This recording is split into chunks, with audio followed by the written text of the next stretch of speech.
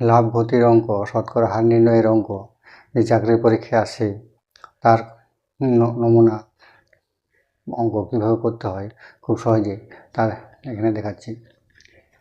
এখানে দেওয়া আছে ক্রয় মূল্য বিক্রয় মূল্যের অনুপাত 5:6 হলে লাভ বা ক্ষতির শতকরা হার কত।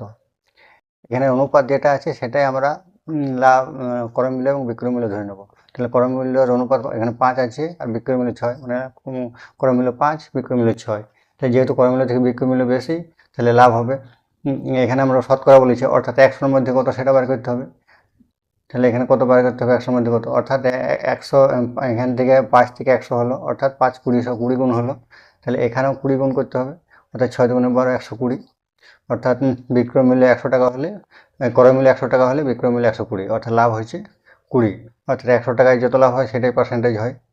তাহলে ক্রয় মূল্য বিক্রয় মূল্য অনুপাত 5:6 হলে শতকরা লাভের হার 20%। এইভাবে আমরা পাটিগণিতের শতকরা হার লাভ ক্ষতির অঙ্কগুলি এক লাইনে করতে পারি।